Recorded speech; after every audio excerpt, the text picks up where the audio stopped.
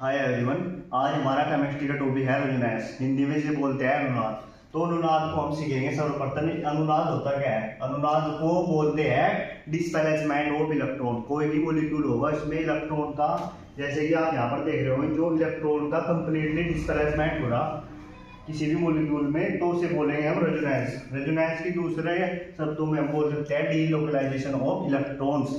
Electrons के जो bond, जो डबल बॉन्ड होगा या नॉन बॉन्डिंग इलेक्ट्रॉन होंगे, वो जो उनका कंप्लीटली इलेक्ट्रॉन का जो डीलोकलाइजेशन ऑफ इलेक्ट्रॉन्स होगा उसे को बोलते हैं रेजोनेंस।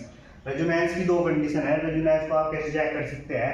किसी भी मॉलिक्यूल में डबल बॉन्ड, सिंगल बॉन्ड के बाद कोई और इलेक्ट्रॉन प्लस माइनस किसी भी एटम पर जो होगा वहां पर आप रेजोनेंस अप्लाई कर सकते हैं। जैसे कि आप देख सकते हैं, ये हमारा एग्जांपल है फिनोल। फिनोल में यहाँ पर ऑक्सीजन के पास नॉन बॉन्डिंग इलेक्ट्रॉन है जिसे हम लोन पेयर बोलते हैं।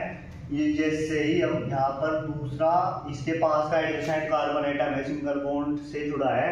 फिर हमारा बेंजीन रिंग में यही सेम कार्बन एटम दूसरे कार्बन से डबल बॉन्ड के साथ जुड़ा है। जो पहली कंडीशन है रेजोनेंस की, दो एटम के भी डबल बॉन्ड, फिर सिंगल बॉन्ड। उस जो सिंगल बॉन्ड के साथ दूसरा एटम जो अपना होगा उस पर प्लस चार्ज या माइनस या नॉन बॉन्डिंग इलेक्ट्रॉन या लोन पेयर होगा।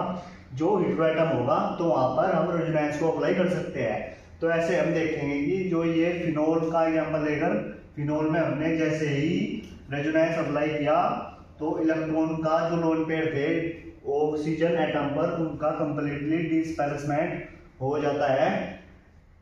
यहाँ पर दूसरा जो पास पे कार्बन एटम होगा उसके बाद उस पर निगेटिव चार्ज गेन हो जाता है। फिर हम सेम कंडीशन हमारी यही बनेगी कि डबल बॉन्ड सिंगल, तीन कार्बन के बीच में अल्टरनेट होगा। ऐसे ही फिर निगेटिव हमारा प्राप्त होगा दूसरी बार।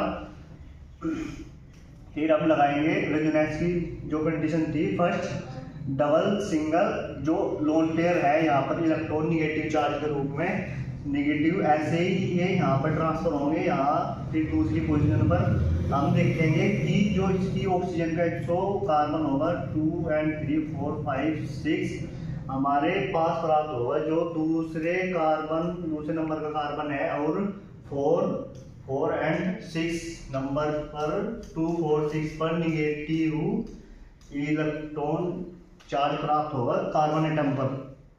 ऐसे ही हमें रेजोनेंस के बाद हमने 1 to 5 स्ट्रक्चर ऑफ फिनोल प्राप्त होगी रेजोनेंस के द्वारा, जिन्हें हम रेजोनेटिंग स्ट्रक्चर बोलते हैं। फिर इन्हें को सभी